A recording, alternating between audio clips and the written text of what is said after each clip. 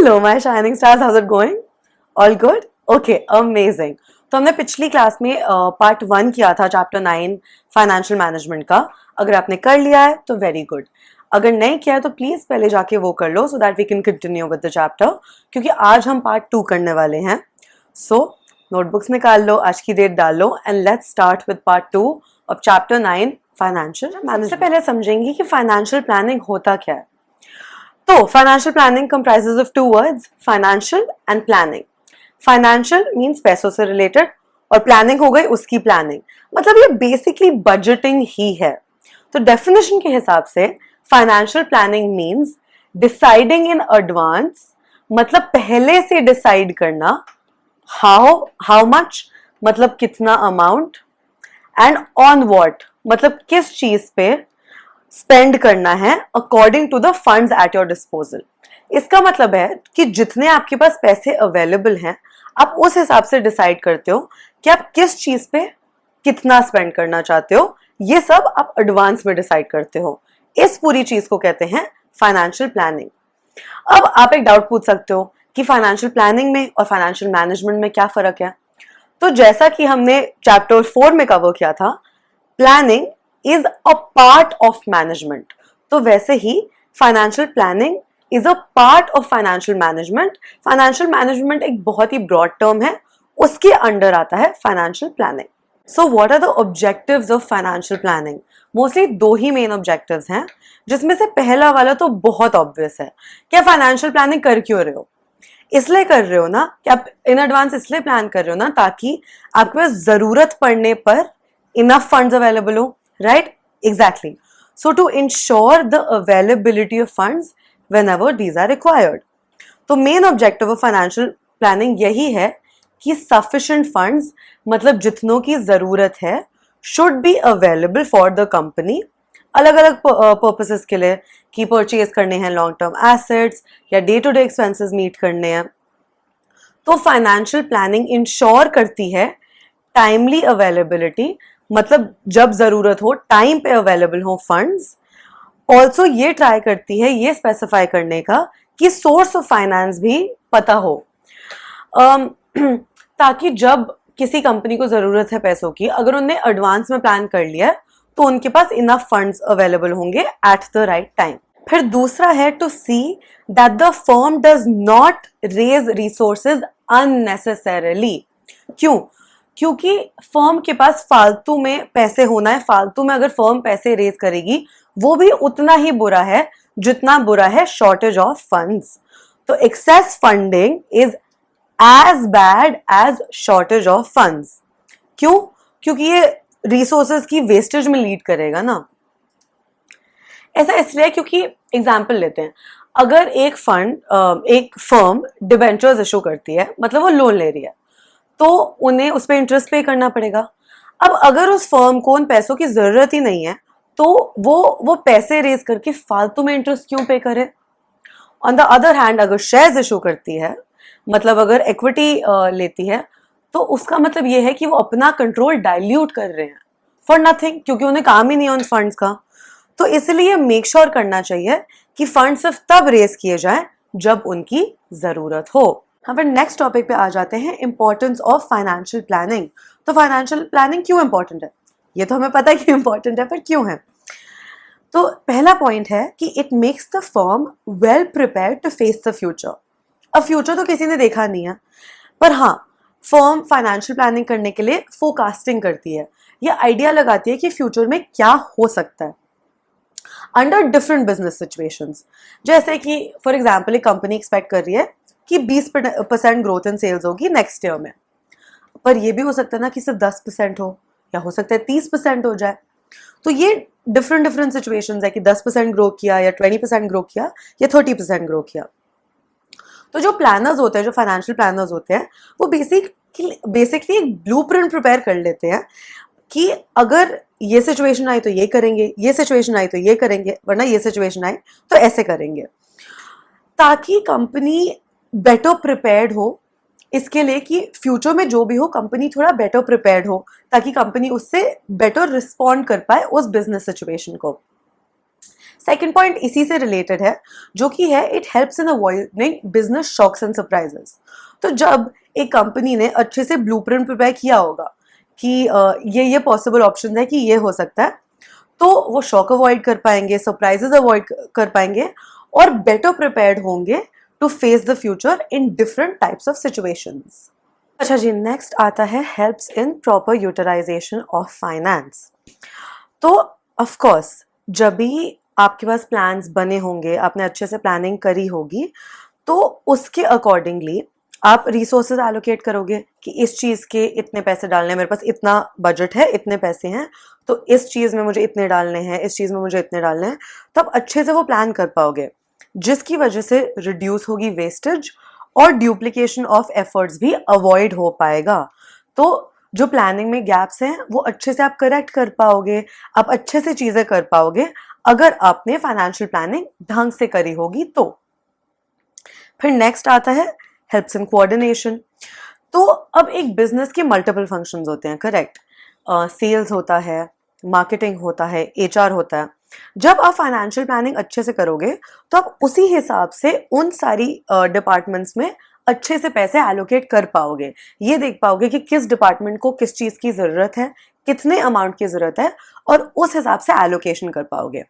तो जब आप ये करोगे तब सारे डिपार्टमेंट्स का कोऑर्डिनेशन अच्छे से कर पाओगे, क्योंकि आप क्लियर पॉलिसीज बना पाओगे for the departments and procedures. तो क्लियर पॉलिसीज एंड प्रोसीजर्स बना पाओगे तो कोऑर्डिनेशन भी अच्छे से होगी। फिर नेक्स्ट आता है it's the link between investing and financing decision. तो फाइनेंशियल प्लानिंग हमें इस चीज में हेल्प करता है, ये डिसाइड करने में हेल्प करता है कि हम कितना पैसे डेट से इशू कर रहे हैं और कितना इक्विटी से, मतलब कितना लोन ले रहे हैं और कितना ओनरशिप दे रहे हैं, मतलब अपनी ओनरशिप डाइल्यूट कर रहे हैं। तो इस हिसाब से debt to equity ratio decide हो जाती है, राइट? फिर अब हमारे पास पैसे तो आ गए, हमने पैसे इशू कर लिए मार्केट से, जो भी पैसे आ गए हमारे पास, तो अब हमें ये भी डिसाइड करना है कि पैसे कहाँ पे लगाने हैं, ये फंड की इन्वेस्टमेंट कहाँ करना है। तो यही है, फाइनेंसिंग डिसीजन हुआ कहाँ से पैसे लिए, इन्वेस्टमेंट डिसीजन हुआ किस प्रोजेक्ट में इन्वेस्ट किया। तो अच्छी financial planning proves as a link between the two. Next आ जाता है हमारा links the present with the future. तो ऑफ कोर्स अभी फाइनेंशियल प्लानिंग इसलिए तो करी जाती है कि हमें अपना प्रेजेंट का तो पता है, अब हमें फ्यूचर के लिए हम कुछ लेट्स से कुछ एंटिसिपेट करते हैं कि सेल्स की ग्रोथ इतने अकॉर्डिंग होगी, लेट्स से 10% पे होगी, राइट? तो हमने उस हिसाब से अपने ग्रोथ प्लान्स बना लिए। उसी हिसाब से हम देखते हैं कि हमारी फ्यूचर रिक्वायरमेंट्स क्या होंगी, हमें लेट्स से जितनी ग्रोथ है हमें उस हिसाब से, या फिर लेट्स से हमें पता है कि फ्यूचर में कोई इन्वेस्टमेंट अपॉर्चुनिटी आने वाली है, तो हम उसी हिसाब से प्लान करते हैं अपने फाइनेंसेस कि हम फ्यूचर में या तो फंड्स रेज कर लेंगे या क्या हमारे पास इतनी रिटेन्ड अर्निंग्स हैं जो हम लगा सकें। तो भाई इस हिसाब से it links the present with the future. फिर 7th आ जाता है it makes the evaluation of actual performance easier. ये तो बिल्कुल ही हमने कंट्रोलिंग चैप्टर में समझा है। तो हम कंपेयर कब कर पाएंगे कि हमारी जो हमारी परफॉर्मेंस है वो अच्छी है या नहीं अच्छी है? जब हमने प्लान बनाया होगा, जब हम देख पाएंगे कि हमारी एक्चुअल ग्रोथ लेट्स से 10% हुई है इस क्वार्टर में और हमारी प्लान्ड ग्रोथ थी 5%, तो हमने बेटर परफॉर्म किया है ना, क्योंकि 10 ग्रेटर देन 5। पर अगर हमने प्लान किया था 15% की ग्रोथ और हमारी सिर्फ 10% की ग्रोथ हुई है, तो मतलब हम लेस चल रहे हैं, मतलब हमारा काम या हमारी प्रिडिक्शन सही नहीं थी, हमारी प्रोजेक्शन सही नहीं थी, और हमें या तो बेटर प्लानिंग करनी है या बेटर रिसोर्स मैनेजमेंट करनी है। तो भाई it makes the evaluation of actual performance easier जब हमने ढंग से फाइनेंशियल प्लानिंग करी होगी तो। ओके, अब समझते हैं कि एक कंपनी का कैपिटल स्ट्रक्चर क्या होता है। ठीक है, तो हमने पहले भी डिस्कस किया, एक कंपनी को या एक इंडिविजुअल को बिजनेस चलाने के लिए क्या चाहिए? फंड्स चाहिए, पैसे चाहिए, है ना? वो पैसे किस तरीके में आ सकते हैं? 2 तरीके हैं, इक्विटी है विच इज ओनर्स फंड्स, या फिर डेट है which is borrowed funds, right? तो लेट्स से आपने एक बिजनेस चालू किया और आपको 10 लाख रुपए की जरूरत है। तो आपने डिसाइड किया कि आप ले लोगे 6 lakhs in equity and 4 lakh in date.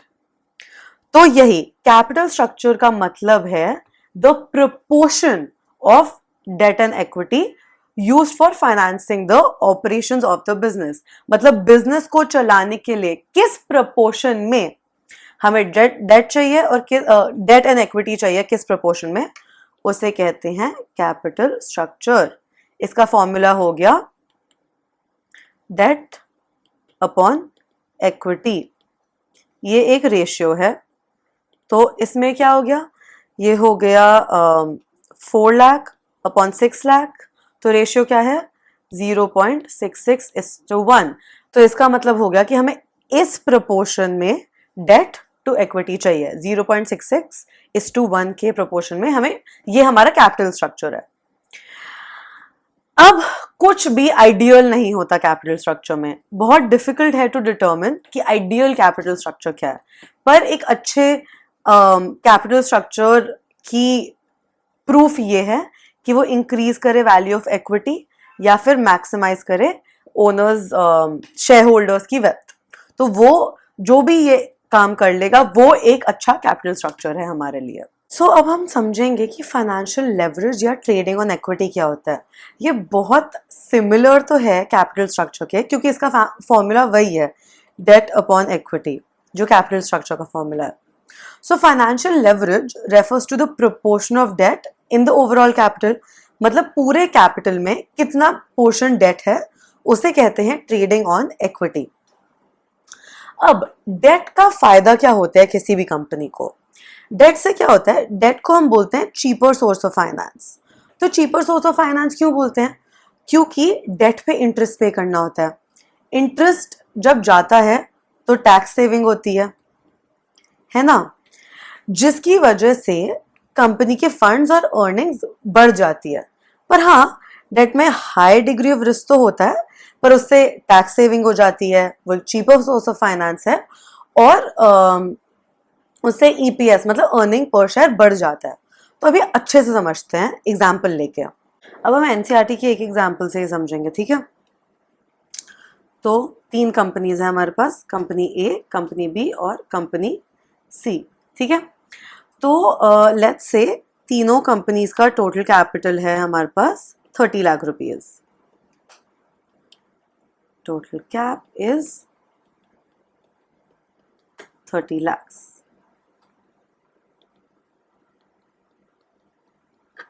अब फर्स्ट कंपनी ने डेट लिया है नील, मतलब 0। सेकंड कंपनी का डेट है 10 लाख रुपए, और थर्ड कंपनी का डेट है 20 lakhs। ओके। अब इसमें सबसे पहले तो इंटरेस्ट रेट सबका सेम है 10%।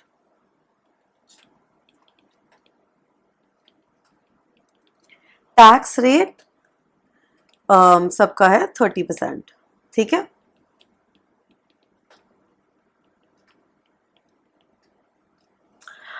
फिर हम आ जाते हैं एबिट। एबिट मतलब earnings before tax and interest.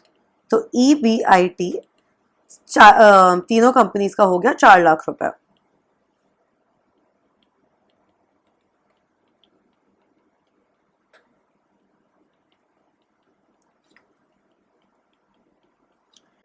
Alright. तो अब हम देखेंगे, हम सबसे पहले कंपनी ए पे जाते हैं। कंपनी ए में बिल्कुल कोई इंटरेस्ट किस पे जाता है? इंटरेस्ट जाता है डेट पे। तो इसमें कोई इंटरेस्ट तो है ही नहीं, है ना। तो इसकी इंटरेस्ट पेमेंट कितनी हुई? 0, क्योंकि कोई डेट ही नहीं है। दूसरे की इंटरेस्ट पेमेंट हुई 10 लाख पे 10%, मतलब 1 लाख रुपीज। और तीसरी की हुई 2 लाख रुपीज, है ना। तो अब अर्निंग्स बिफोर टैक्स मतलब इंटरेस्ट हटा के अर्निंग बिफोर टैक्स आ गया हमारा, इसका आ गया 4 लाख, क्योंकि इसमें कोई इंटरेस्ट ही नहीं था। इसका आ गया 3 lakhs, और इसका आ गया 2 lakhs, राइट। अब हम सब में से टैक्स निकालेंगे। टैक्स जाता है हमारे इस अमाउंट पे, जो ईबीटी अमाउंट होता है, अर्निंग्स बिफोर टैक्स, उस अमाउंट पे टैक्स जाता है। तो 4 लाख का 30% हो गया 1,20,000। इसमें हो गया हमारा 90,000 और इसमें हमारा टैक्स निकल गया,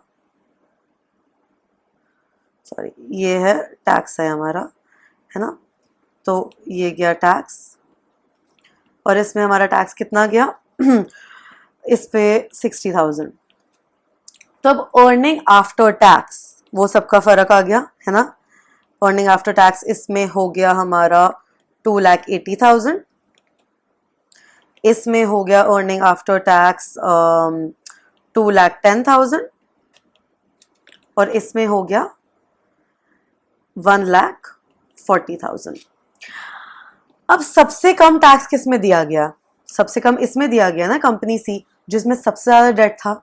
तो ये पॉइंट तो प्रूव हो गया कि जब डेट ज्यादा होता है तो टैक्स सेविंग होती है, टैक्स सबसे कम जाता है। अब आप मेरे को इसमें बोलोगे कि हाँ टैक्स तो कम गया पर अर्निंग आफ्टर टैक्स भी तो कम हो गया।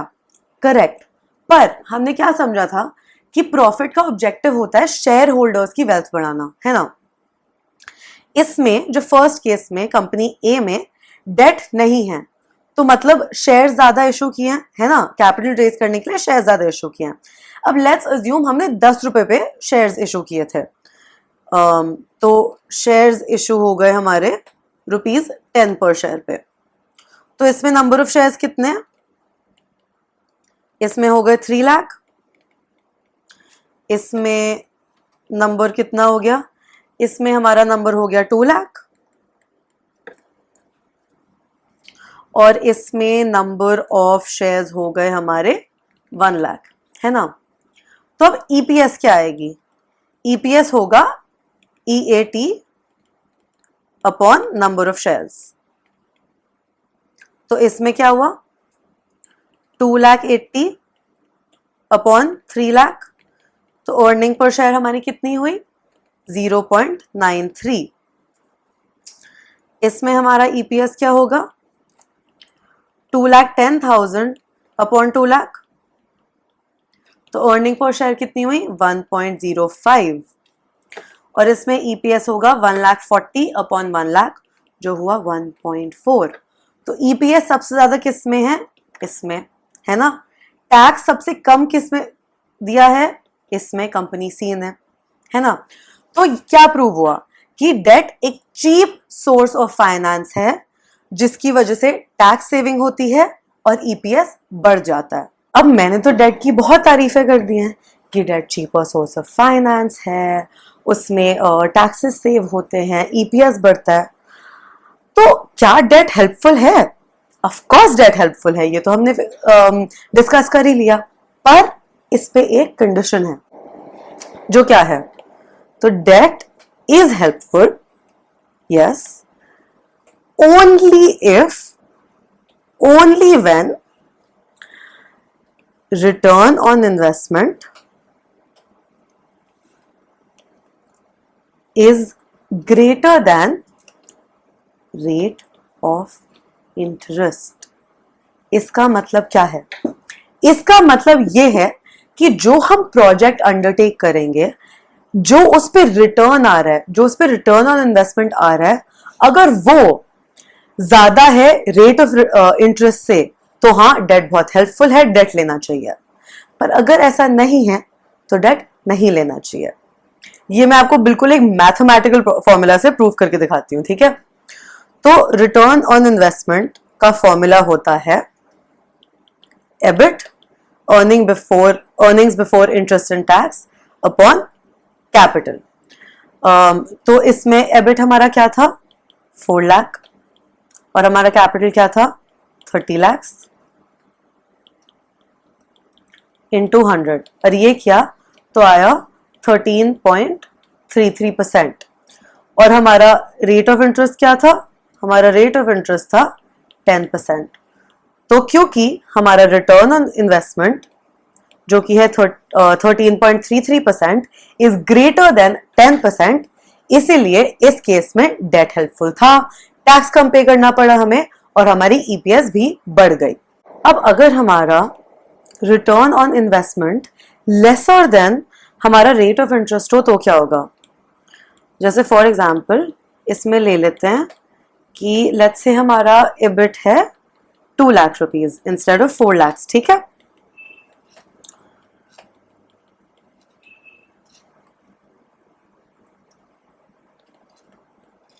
तो ये हमारा कितना हो गया? 6.66%,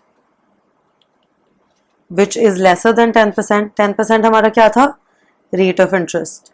तो अगर हमारा ROI लेसर देन हमारा रेट ऑफ इंटरेस्ट हो गया तो क्या होगा? अभी देखते हैं। तो हम ये करने के लिए एबिट चेंज कर लेंगे।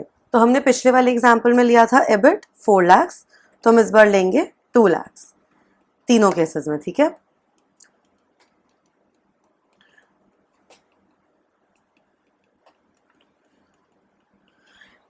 ओके, तो उसके बाद हमने क्या किया था? इंटरेस्ट माइनस किया था ना इससे। इसमें हमारा डेट 0 है तो इंटरेस्ट सब्ट्रैक्ट हुआ 0, तो नो इंटरेस्ट। इसमें इंटरेस्ट कितना हुआ?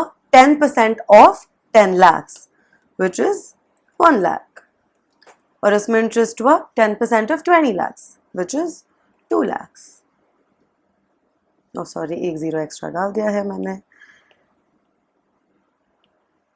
तो इसमें हो गया 2 लाख, ठीक है। तो अब हमारा EBT which is basically interest before tax कितना बचा? इसमें कोई इंटरेस्ट नहीं था तो ये 2 लाख बचा। इसमें EBT कितना बचा? 1 लाख बचा, और इसमें EBT बचा 2 लाख माइनस 2 लाख 0। अब हम निकालेंगे तीनों का टैक्स। टैक्स लगता है EBT पे, तो इसमें कितना हुआ? 30% ऑफ 2 लाख विच इज 60,000। इसमें टैक्स हुआ 30% ऑफ 1 लाख विच इज 30,000, और इसमें EBT है ही नहीं कोई, तो टैक्स हुआ निल या फिर 0। तो अब हमारा EAT which is earnings after tax, each case में कितना बचा? इसमें हमारा बचा 1,40,000, इसमें हमारा बचा 70,000, और इसमें 0। ओके, फिर आता है हमारा, जैसे हमने पिछली बार ही डिस्कस किया था, शेयर्स की कॉस्ट है 10 पर शेयर, तो नंबर ऑफ शेयर्स कितने हुए? नंबर ऑफ शेयर्स इसमें है 3 लाख,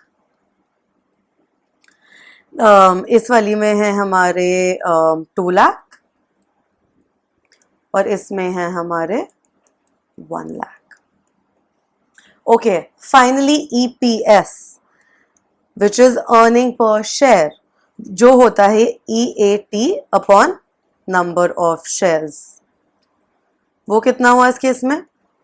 इस केस में हुआ 0.47, इसमें हुआ हमारा 70,000 अपॉन 2 लाख विच इज 0.35, और इसमें हमारा हुआ 0। अब इस केस में सबसे हाईएस्ट EPS कहाँ पे है? इधर 0.47। तो इससे क्या प्रूव होता है? इससे प्रूव होता है कि डेट इज हेल्पफुल। क्या डिस्कस किया था हमने, याद करो? Only when return on investment is greater than rate of interest. Okay, so what are the factors जो हमें हेल्प करते हैं डिसाइड करने के लिए कि हमारा कैपिटल स्ट्रक्चर कैसा होना चाहिए? कैपिटल स्ट्रक्चर क्या है? Proportion of debt and equity तुम्हारे पूरे फंड्स में, राइट? तो क्या क्या फैक्टर्स हमें हेल्प करते हैं डिसाइड करने के लिए? अब हमने ये तो डिस्कस कर लिया कि debt is a cheaper source of finance, उससे हमारे EPS बढ़ता है, उससे हमारी टैक्स सेविंग होती है, पर कुछ कुछ फैक्टर्स कंसिडर करना इंपॉर्टेंट है ये देखने के लिए कि हमें कितना डेट इशू करना चाहिए और कितना इक्विटी। ओके, अब ये जो फैक्टर्स हैं, कुछ कुछ पॉइंट्स बहुत ओवरलैपिंग है टू फाइनेंसिंग डिसीजन, क्योंकि वो भी तो यही है, ये देखना कि हम डेट और इक्विटी कितनी इशू कर सकते हैं। तो सबसे पहले तो हमारा आ जाता है कैश फ्लो पोजीशन। तो बहुत बार ये होता है कि कंपनी प्रॉफिट तो मेक कर रही होती है पर उनका कैश फ्लो बहुत अच्छा नहीं होता। तो ये देखना बहुत इंपॉर्टेंट है कि कंपनी में कैश फ्लो जनरेट हो रहा है कि नहीं, कैश इनफ्लो आ रहा है कि नहीं। क्योंकि अगर कंपनी अपनी फिक्स पेमेंट्स नहीं मेक कर पाए तो उन्हें इंसॉल्वेंसी डिक्लेयर करनी पड़ सकती है। तो ये देखना बहुत इंपॉर्टेंट है कि कंपनी की लिक्विडिटी पोजीशन क्या है, और उस हिसाब से अगर तो कैश फ्लो अच्छा आ रहा है कंपनी को तो उन्हें डेट ले लेना चाहिए। अगर नहीं आ रहा है, अगर बहुत कैश फ्लो नहीं जनरेट हो रहा है, तो उस केस में उन्हें सिर्फ इक्विटी या फिर मतलब शेयर्स इशू करने चाहिए। नेक्स्ट आता है इंटरेस्ट कवरेज रेशियो। तो जब भी कोई भी इंसान या कोई भी कंपनी डेट लेती है तो उनकी ऑब्लिगेशन होती है उस पर इंटरेस्ट पे करने की, right. So interest coverage ratio basically ये देखता है कि इन कंपैरिजन टू जितना अमाउंट ऑफ आपको इंटरेस्ट पे करना है उसके कंपैरिजन में आपका अर्निंग कितना है। तो ये देखो फॉर्मूला आ गया, interest coverage ratio is equal to EBIT upon interest. Example देके समझा देती हूँ। लेट्स से एक कंपनी की एबिट है, earnings before interest and tax 2 lakh rupees, और उनकी इंटरेस्ट है 50,000 रुपीज। तो मतलब वो अपने इंटरेस्ट के कंपैरिजन में 4 गुना ज्यादा उनकी अर्निंग्स है। तो मतलब ये गुड है, ये सेफ है कि हाँ अपनी अर्निंग्स में से वो इंटरेस्ट दे पाएंगे। On the other hand let's say एक कंपनी की earnings before interest and tax है 1 लाख रुपीज और उनका इंटरेस्ट है 50,000। तो मतलब सिर्फ वो अपने इंटरेस्ट के कंपैरिजन में 2 गुना कमा रहे हैं। मतलब ये बहुत ज्यादा आइडियल ऑप्शन नहीं है।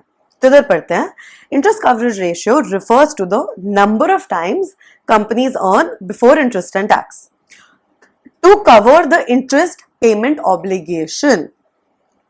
तो अगर किसी कंपनी का ICR हाई है, मतलब फॉर एग्जांपल इसमें 4 टाइम्स है, तो they can have more borrowed funds, मतलब वो डेट ले सकते हैं क्योंकि वो चुका पाएंगे। ऑन द अदर हैंड अगर उनका ICR लो है, जैसे इसमें सिर्फ 2 टाइम्स है, तो उन्हें बोरोड फंड्स कम लेने चाहिए, डेट कम लेना चाहिए, ज्यादा शायद उनको ज्यादा इक्विटी या फिर शेयर्स इशू करने चाहिए। फिर हम नेक्स्ट आते हैं डेट सर्विस कवरेज रेशियो पे। आई नो ये 12th पॉइंट है, पर ये ICR से थोड़ा सिमिलर ही है, तो मैंने सोचा पहले हम ये डिस्कस कर लेते हैं, फिर हम 3rd पॉइंट पे वापस चले जाएंगे। ओके, तो DSCR debt service coverage ratio. तो जब भी कोई भी कर्जा लेता है, डेट लेता है, तो सिर्फ इंटरेस्ट पेमेंट थोड़ी होती है, और डिफरेंट टाइप्स की भी पेमेंट्स होती है, इंक्लूडिंग प्रिंसिपल की पेमेंट ना। फॉर एग्जाम्पल अगर आपने 2 लाख रुपए का डेट लिया है, लोन लिया है, तो आपको सिर्फ उसमें 10% का इंटरेस्ट थोड़ी देना है। आपको जिससे भी आपने कर्जा लिया, आपको उनको वो 2 लाख रुपए प्लस इंटरेस्ट वापस करना है ना। तो exactly DSCR is 1 step ahead of ICR, क्योंकि ICR में सिर्फ इंटरेस्ट कवर होता है, पर DSCR आगे भी और कंसिडर करता है कि रेट ऑफ इंटरेस्ट के साथ साथ प्रिंसिपल रीपेमेंट को भी कंसिडर करता है कि हमें इंटरेस्ट प्लस प्रिंसिपल रीपे करना है। ओके, तो DSCR का ये फॉर्मूला है। अब वही बिल्कुल सेम है। फॉर एग्जाम्पल अगर आपकी सारी अर्निंग्स हैं 10 लाख और आपका जो आपने लिया है या जो आपको चुकाना है वो है 2 लाख, तो ये हो गया 5 टाइम्स। अगर यही आपकी अर्निंग्स थी 5 लाख और आपको चुकाना था 2 लाख, तो ये हो गया 2.5 टाइम्स। तो जब DSCR हाई है, मतलब कंपनी ज्यादा डेट ले सकती है, क्योंकि कंपनी कॉन्फिडेंट है कि वो सारा अपना कर्जा चुका देंगे, क्योंकि उनके पास एबिलिटी है वो कर्जा चुकाने की। ऑन द अदर हैंड जब DSCR कम है, जैसे इसमें 2.5 टाइम्स है, तो कंपनी को अवॉइड करना चाहिए डेट लेना, क्योंकि फिर उन्हें थोड़ा इक्विटी या फिर शेयर्स ही इशू करने चाहिए कि वो बहुत ज्यादा हो सकता है चुका पाए, हो सकता है ना चुका पाए। तो उस केस में जब DSCR लेस है तो कंपनी को अवॉइड करना चाहिए डेट। नेक्स्ट है रिटर्न ऑन इन्वेस्टमेंट। ये तो हमने पूरा फाइनेंशियल लेवरेज में पढ़ा था अच्छे से कि अगर return on investment is more than rate of interest तो कंपनी को डेट प्रेफर करना चाहिए अपने कैपिटल स्ट्रक्चर में, तो डेट अच्छा होता है। पर अगर रिटर्न ऑन इन्वेस्टमेंट लेस है देन रेट ऑफ इंटरेस्ट तो कंपनी को अवॉइड करना चाहिए डेट और इक्विटी कैपिटल पे रिलाय करना चाहिए। ओके, फिर आता है कॉस्ट ऑफ डेट। तो अगर एक फर्म चीप प्राइस पे, मतलब कम इंटरेस्ट रेट पे बोरोड फंड्स ले पा रही है तो वेरी गुड, तो फिर उन्हें डेट ले लेना चाहिए, तो डेट प्रेफर करना चाहिए ओवर इक्विटी। पर अगर रेट ऑफ इंटरेस्ट बहुत हाई है और बहुत इंटरेस्ट पे करना पड़ रहा है ऑन डेट, तो फिर डेट नहीं लेना चाहिए, प्रेफर नहीं करना चाहिए, तब इक्विटी लेनी चाहिए और रिलाय करना चाहिए शेयर्स पे। ओके, फिर आता है टैक्स रेट। अच्छा, अगर आप हमारे फाइनेंशियल लेवरेज में ढंग से याद करो तो एबिट में से सबसे पहले हम क्या पे करते हैं? सबसे पहले इंटरेस्ट पे करते हैं बिफोर टैक्स, है ना? पहले इंटरेस्ट जाता है फिर टैक्स आता है। तो अगर टैक्स रेट हाई है तो डेट लेना चाहिए, क्योंकि तब हमें डेट चीपर पड़ेगा। क्योंकि लेट्स से हमारा 2 लाख का डेट था, उसमें से अगर आपने 60,000 इंटरेस्ट पे किया तो हमारे पास कितना बचा? 1,40,000। हमें 1,40,000 पे तब टैक्स देना है। ऑन द अदर हैंड, अगर ये 2 लाख की इक्विटी है तो 2 लाख की पूरी इक्विटी पे टैक्स देना पड़ेगा। ठीक है, तो इन केस अगर टैक्स रेट हाई है, high tax rate makes debt cheaper, क्योंकि पहले इंटरेस्ट पे कर दिया जाता है, तो तब डेट चीपर है। ऑन द अदर हैंड, अगर लो टैक्स रेट है तो इक्विटी बेटर है। Next is cost of equity. तो हमें ये बस देखना इंपॉर्टेंट है कि अगर तो हमारा जो डेट है वो हमारी ईपीएस मतलब अर्निंग्स पर शेयर बढ़ा रहा है, so we should include it in the capital structure. However, if EPS starts decreasing, क्योंकि डेट प्रेजेंट है हमारे कैपिटल स्ट्रक्चर में, तो एक कंपनी को या एक इंडिविजुअल को अपने कैपिटल स्ट्रक्चर में they should depend on equity only. Alright, the next one is flotation cost. तो of course there is multiple costs involved when you issue shares और डिबेंचर्स। ठीक है, these can be cost of advertising की cost हो सकती है, underwriting की cost हो सकती है, एटसेट्रा। तो क्योंकि शेयर्स और डिबेंचर्स के इशू में बहुत सारी फॉर्मेलिटीज लगती हैं, काफी हाई फ्लोटेशन कॉस्ट होती हैं, तो समटाइम्स कंपनीज और इंडिविजुअल्स प्रिफर कि वो नॉर्मल लोन्स ले लें, क्योंकि लोन्स लेने में या एडवांसेस लेने में there is less cost involved in the case of loans and advances. So flotation costs are lesser for loans. Next है risk consideration. तो risk consideration, risk क्या होता है? risk होता है कि जैसे कि हमने पहले डिस्कस किया, जब भी आप या एक फर्म डेट लेती है तो उनकी ऑब्लिगेशन होती है कि उन्हें इंटरेस्ट चुकाना है और डेट भी रीपे करना है। तो financial risk refers to the position when a company is unable, मतलब वो अपनी फाइनेंशियल ऑब्लिगेशंस मीट ही नहीं कर पा रहे, वो पे बैक नहीं कर पा रहे। उस केस में क्या होगा? उनके एसेट्स बिक जाएंगे, राइट? तो इसलिए रिस्क इन्वॉल्व है in the case of debt. तो अगर एक फर्म का बिजनेस रिस्क लो है, मतलब अभी उन पे और कोई ज्यादा रिस्क नहीं है और कोई ज्यादा मॉरल ऑब्लिगेशन नहीं है, उस सिचुएशन में they can raise more capital by taking debt, मतलब तब वो कर्जा ले सकते हैं। पर अगर उनके लिए हाई बिजनेस रिस्क टाइम चल रहा है या उन्हें और भी कर्जा लिया हुआ है, तो उस सिचुएशन में उन्हें इक्विटी पे डिपेंड करना चाहिए, क्योंकि उधर रिस्क नहीं है। उधर सिर्फ प्रॉफिट तभी डिस्ट्रीब्यूट करना होता है जब आपको पैसे सिर्फ तब डिस्ट्रीब्यूट करने हैं इक्विटी के केस में जब आप प्रॉफिट मेक करो। डेट में ऐसा नहीं है, डेट में रिस्क है, अगर आप प्रॉफिट मेक करो, लॉस में हो, जैसा भी हो, आपको रीपेमेंट करनी है। इसलिए हाई बिजनेस रिस्क सिचुएशन में डेट कम लेना चाहिए या लेना ही नहीं चाहिए। नेक्स्ट है फ्लेक्सिबिलिटी। तो हर फर्म की एक बोरोइंग कैपेसिटी होती है। लेट्स से एक फर्म की बोरोइंग कैपेसिटी 50 लाख है, तो अगर उन्होंने आज ही सारा 50 लाख ले लिया तो बाद में फ्यूचर में बोरो नहीं कर पाएंगे ना। तो यही एक फर्म को अपनी, अगर वो एक्सेस डेट ले लेते हैं तो उनकी बोरोइंग कैपेसिटी रिस्ट्रिक्ट हो जाती है। तो फ्लेक्सिबिलिटी मेंटेन करने के लिए फर्म को मेक श्योर करना चाहिए कि वो अपनी बोरोइंग पावर मेंटेन करें, ताकि फ्यूचर में अगर ऐसा कोई सर्कमस्टांस आए जब उन्हें लेना पड़ रहा है डेट, जब उन्हें लेना पड़ रहा है कर्जा, तो उनके पास वो ऑप्शन हो, उनकी बोरोइंग कैपेसिटी ना तो वो एक्सीड करें और वो मेंटेन कर पाए।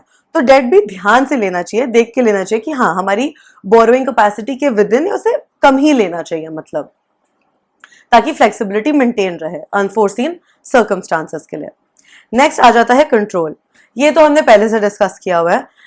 तो इन द केस ऑफ इक्विटी, अगर इक्विटी कोई भी फर्म इशू करती है तो उस केस में शेयर्स इशू करने में डाइल्यूजन ऑफ कंट्रोल होता है, क्योंकि और शेयर होल्डर्स आ जाते हैं ना। On the other hand in the case of debt कोई डाइल्यूजन ऑफ कंट्रोल नहीं है, कंप्लीट कंट्रोल होता है in the case of debt. तो अगर एक फर्म चाहती है कि वो अपना कंट्रोल ना लूज करें ओवर द कंपनी, तो उन्हें डेट पे रिलाई करना चाहिए। पर अगर वो ओके हैं अपना थोड़ा सा कंट्रोल डाइल्यूट करने के लिए, so they should consider equity. Now last है हमारा रेगुलेटरी फ्रेमवर्क, क्योंकि हम DSCR तो डिस्कस कर ही चुके हैं ऑलरेडी। तो इसमें यह है कि जो शेयर्स और डिबेंचर्स का इशू होता है वो हर चीज सेबी की गाइडलाइंस के हिसाब से होती हैं। तो कंपनीज को मेक श्योर करना चाहिए कि वो सेबी की गाइडलाइंस फॉलो कर रहे हैं और मॉनेटरी पॉलिसीज भी फॉलो कर रहे हैं और कंसिडर कर रहे हैं। ऑलराइट देन, अब हम आ गए हैं on to the discussion of fix capital, जिसका मतलब है कि अब हमारे चैप्टर में सिर्फ 2 मेन टॉपिक्स रह गए हैं, fix capital and working capital. We got this. Okay, तो हमने, आप लोग ने 11th ग्रेड में भी पढ़ा होगा कि एक बिजनेस को एस्टैब्लिश करने की और मेंटेन करने की, रन करने की के लिए 2 तरीके की कैपिटल इन्वॉल्व होती है, इन्वेस्टमेंट इन्वॉल्व होती है, जो कि है fix capital and working capital. Working capital हो गई एक बिजनेस को रन करने की कॉस्ट, मेंटेनेंस कॉस्ट या फिर डे टू डे कॉस्ट, जैसे कि salaries paid, rent paid, expense on electricity etcetera. On the other hand fix capital होता है एक फर्म की investment in long term assets और प्रोजेक्ट्स। और ये जो मैनेजिंग ऑफ फिक्स्ड कैपिटल होता है या जो इन्वेस्टमेंट रिलेटेड डिसीजंस होते हैं ऑन फिक्स्ड कैपिटल, उसे कैपिटल बजटिंग भी कहा जाता है। ये हमने पहले भी समझा।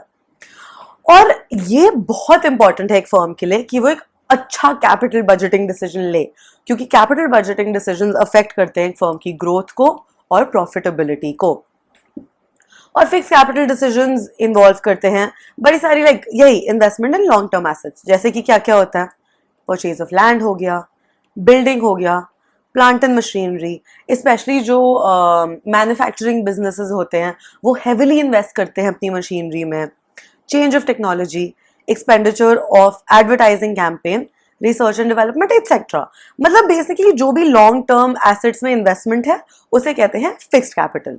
तो एक कंपनी को कैसे डिसाइड करना चाहिए कि उनकी फिक्स कैपिटल रिक्वायरमेंट ज़्यादा है या कम है?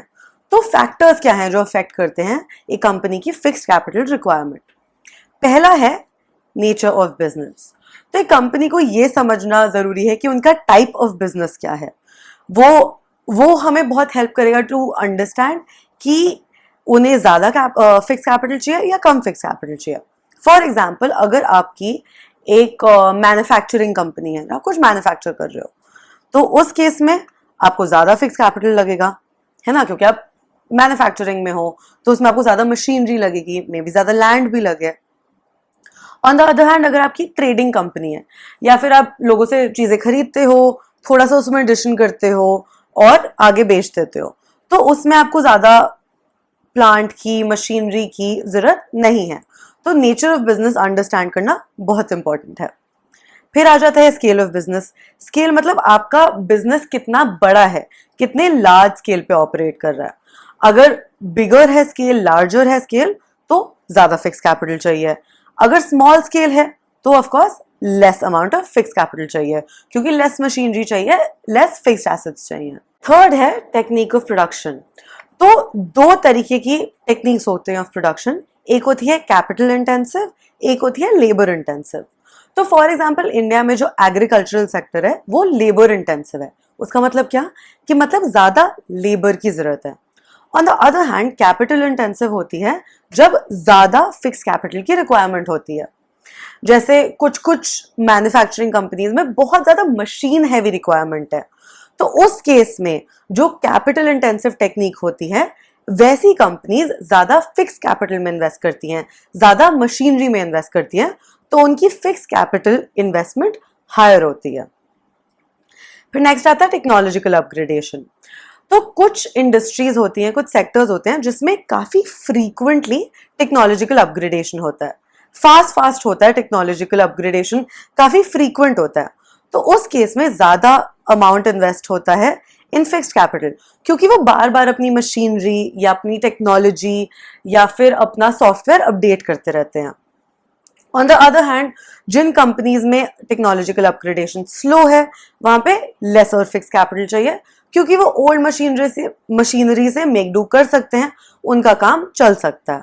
फिर ग्रोथ प्रोस्पेक्ट्स, ये तो बहुत ही सेल्फ डिस्क्रिप्टिव है।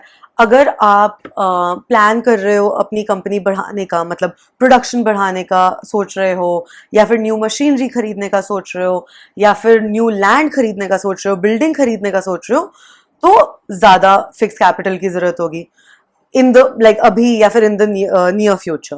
ऑन द अदर हैंड, अगर अभी आपका ठीक चल रहा है, अभी आपको आपकी कोई ग्रो करने के या कोई एक्सपेंशन के प्लान्स नहीं है, तो बहुत ज्यादा फिक्स कैपिटल रिक्वायरमेंट नहीं होगी।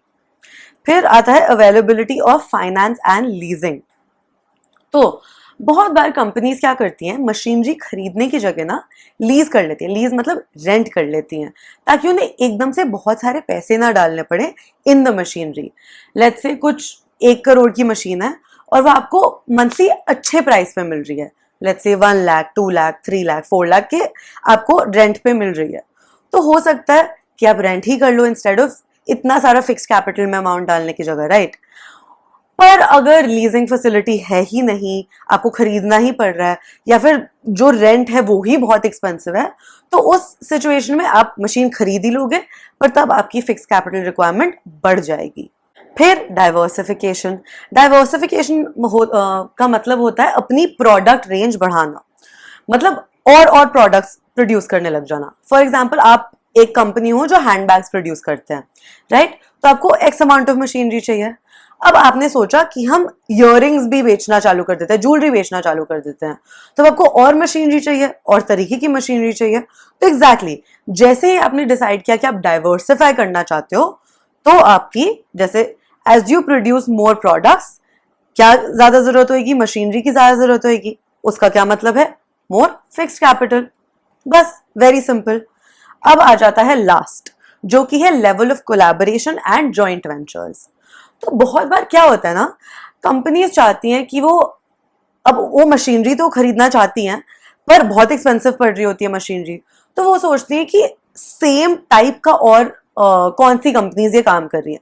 फॉर एग्जाम्पल, आप कपड़े बना रहे हो और आप किसी को जानते हो, आप अपने एक फ्रेंड को जानते हो जो भी कपड़े की ही प्रोडक्शन करता है। तो आपने सोचा कि हम लोग साथ में मिलके एक मशीनरी खरीद लेते हैं। फॉर एग्जाम्पल, 1 करोड़ की मशीनरी है, तो अब अगर आपने अकेले खरीदी तो 1 करोड़ की पड़ी, अगर आप दोनों ने साथ खरीदी तो 50 लाख पर पर्सन पड़ी ना, पर कंपनी 50 लाख पड़ी।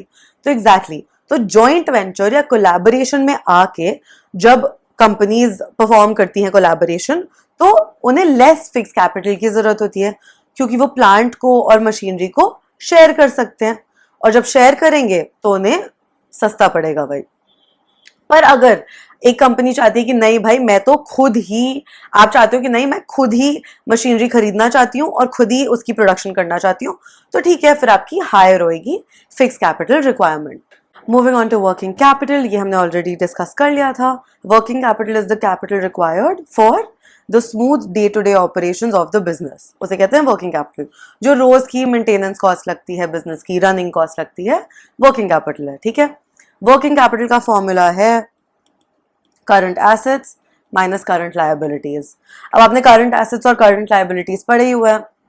करंट एसेट्स होता है cash in hand, debtors, marketable securities etcetera, और करंट लायबिलिटीज हो गया बिल्स पेबल, क्रेडिटर्स एटसेट्रा। तो उन दोनों का डिफरेंस होता है वर्किंग कैपिटल। अब वर्किंग कैपिटल पॉजिटिव भी हो सकता है, नेगेटिव भी हो सकता है। अगर पॉजिटिव है मतलब कंपनी में पॉजिटिव लिक्विडिटी है, meaning current assets are more than current liabilities. अगर वर्किंग कैपिटल नेगेटिव है मतलब current liabilities are more than current assets, मतलब कंपनी की लिक्विडिटी पोजीशन अच्छी नहीं है। तो what are the factors affecting working capital, ये काफी कुछ कुछ पॉइंट्स ओवरलैपिंग है विथ फिक्स कैपिटल वाले पॉइंट्स, ठीक है। इसमें थोड़े से ज्यादा पॉइंट्स, हम कुछ 11 पॉइंट्स कवर करेंगे, पर सारा हम अच्छे से समझेंगे, ओके। सो पहला तो है वेरी ऑब्वियस, हमने फिक्स कैपिटल में भी कवर किया है, स्केल ऑफ ऑपरेशंस। अब अगर आप एक लार्ज स्केल का बिजनेस चला रहे हो तो ऑब्वियसली आपका वर्किंग कैपिटल ज्यादा होगा, कि आपकी day to day operational cost ही ज्यादा होंगी, आपके पास ज्यादा इन्वेंट्री होएगी, हो सकता है आप लोगों को क्रेडिट पे सामान दो तो आपके डेटर्स ज्यादा होंगे, आपके क्रेडिटर्स भी ज्यादा हो सकते हैं, आपका इलेक्ट्रिसिटी बिल ज्यादा आएगा, आप सैलरी ज्यादा दोगे, तो आपका एक लार्ज वर्किंग कैपिटल होगा। ऑन द अदर हैंड अगर आप एक स्मॉल स्केल बिजनेस रन करते हो तो आपका लेस वर्किंग कैपिटल होगा। Very obvious, very easy to understand. Okay, next, फिर नेचर ऑफ बिजनेस। अब nature of business is also huge consideration working capital में। अगर तो आपकी एक रिटेल शॉप है लेट्स से, तो आपका वर्किंग कैपिटल लेसर होगा, क्योंकि आप कम इन्वेंट्री स्टोर करोगे, आपका ऐसे बहुत ज्यादा हो सकता है बड़ा ना हो स्टोर, तो इन केस ऑफ रिटेल आपकी ऑपरेटिंग साइकिल भी स्मॉल होगी, फ्रॉम परचेज टू जब आप सेल करोगे प्रोडक्ट, हो सकता है ऑपरेटिंग साइकिल भी स्मॉल हो, जिसकी वजह से वर्किंग कैपिटल लेस है।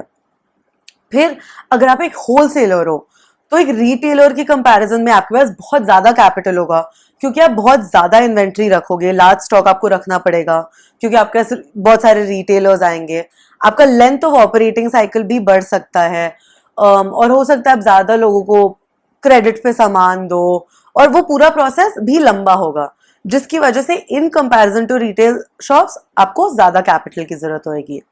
और अगर आपका एक मैन्युफैक्चरिंग बिजनेस है तो आपकी काफी ज्यादा high amount of working capital होगी, क्योंकि to convert raw materials into finish goods time लगेगा, तो आपके पास इन्वेंट्री ज्यादा होगी, ऑफ रॉ मटेरियल्स भी ज्यादा होंगे, फिनिश गुड्स की भी ज्यादा इन्वेंट्री होगी, आपकी स्टोरेज कॉस्ट बढ़ जाएंगी। अगर आपकी बड़ी मैन्युफैक्चरिंग यूनिट है तो सैलरी ज्यादा लोगों को देनी पड़ेगी, ज्यादा इलेक्ट्रिसिटी कॉस्ट आएगी, रेंट ज्यादा आएगा, हो सकता है अगर बड़ी फैक्ट्री है तो उस केस में काफी हाई होंगी working capital requirements.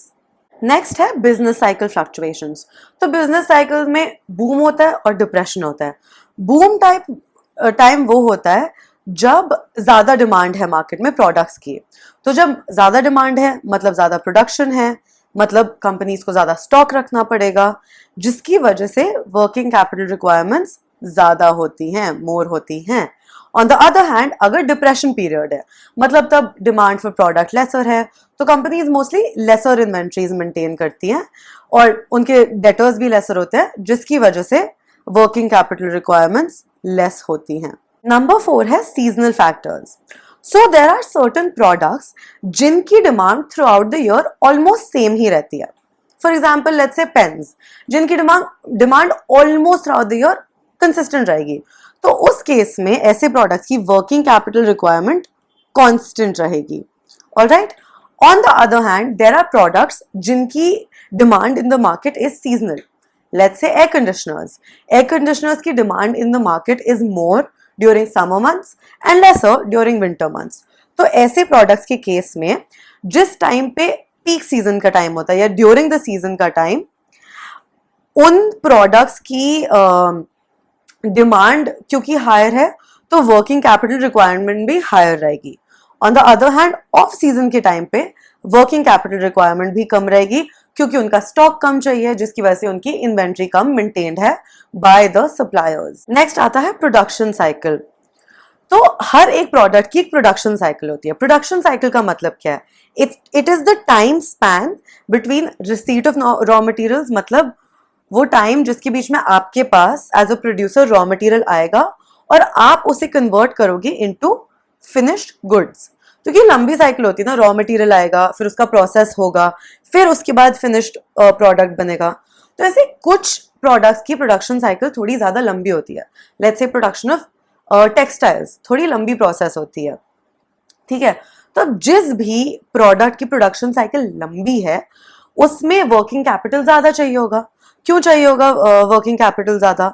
It is higher in firms with longer processing cycles and lower in firms with lower processing cycles. क्योंकि ज्यादा लंबा क्यों होगा for products with longer production cycle? तो ज्यादा वर्किंग कैपिटल इसलिए चाहिए होगा क्योंकि ज्यादा लोग काम कर रहे होंगे, ज्यादा टाइम रेंट देना पड़ेगा, ज्यादा टाइम मशीनरी रन करेगी, ज्यादा टाइम आपको अपना रॉ मटेरियल स्टोर करना पड़ेगा, फिर अनफिनिश्ड प्रोडक्ट स्टोर करना पड़ेगा। तो क्योंकि ये काफी लंबा प्रोसेस हो सकता है, इसलिए वर्किंग कैपिटल रिक्वायरमेंट ज्यादा हो सकती है for products which have a longer production cycle. Very good. Okay, next, credit allowed. Credit allowed मतलब आप, लेट्स से आप एक होलसेलर हो, ठीक है, और आप बहुत सारा अपना माल दे देते हो ऑन क्रेडिट। आप रिटेलर्स को बोलते हो ठीक है, आप बाद में दे देना मेरे को पैसे। तो अगर आप ऐसा करते हो, ज्यादा क्रेडिट अलाउ करते हो, अगर आपके पास हायर नंबर ऑफ डेटर्स हैं, तो आपको ज्यादा वर्किंग कैपिटल की जरूरत होगी, क्योंकि आपको और माल खरीद के देते रहना है ना, right. On the other hand, अगर आप एक बहुत ही स्ट्रिक्ट क्रेडिट पॉलिसी फॉलो करते हो कि नहीं, आप आओ, आप मुझे पैसे दो और मैं आपको सामान दूंगा, उसमें लेस वर्किंग कैपिटल की जरूरत होगी, क्योंकि वो हाथों हाथ सारा काम हो रहा है, पैसे आ रहे हैं और प्रोडक्ट जा रहा है, तो लेसर वर्किंग कैपिटल की जरूरत होगी। Seventh is credit availed.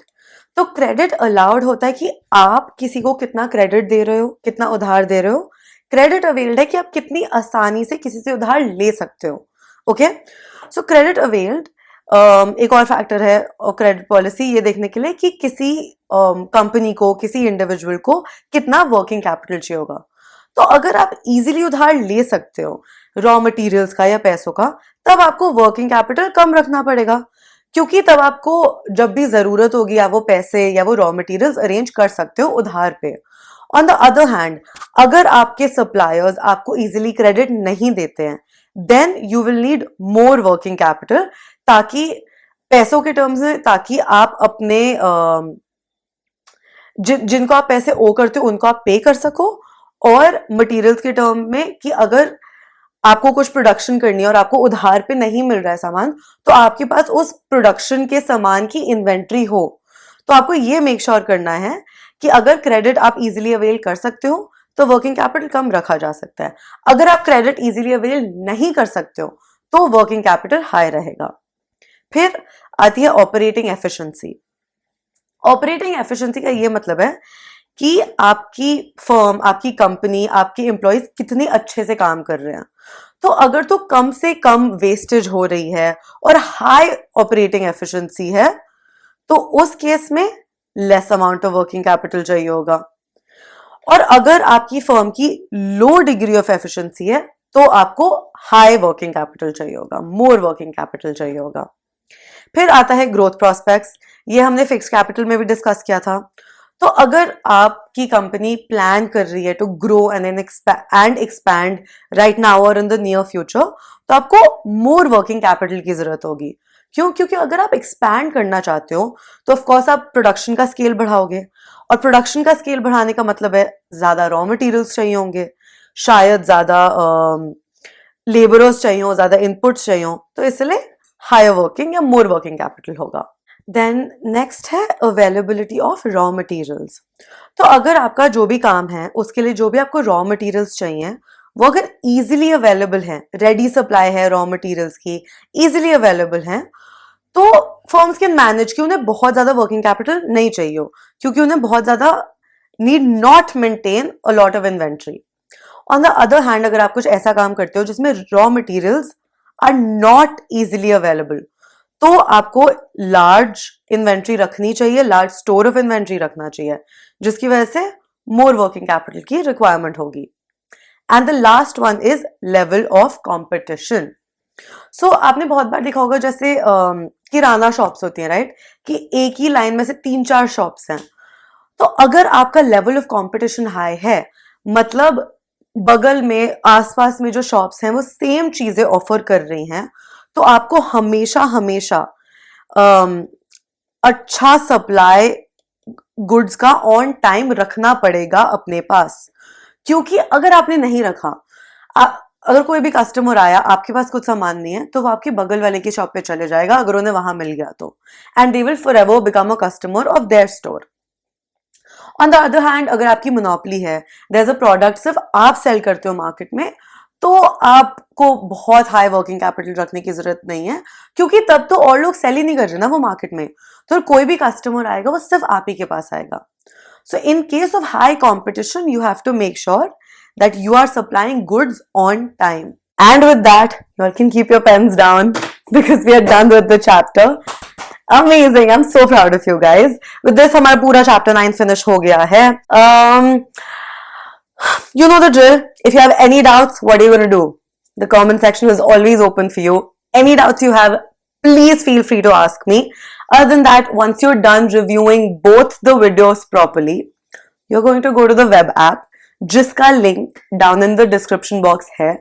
Go there, read the notes, and then take the quiz. It's all for you guys to revise better, okay? And I want you to revise properly, okay? Study very, very nicely. And other than that, you know where to find me. My email is right here. The comment section is always open for you guys for anything that you might need from me. And yeah, that's about it. Keep learning, keep growing, keep glowing, and I'll see you guys in the next one. Bye.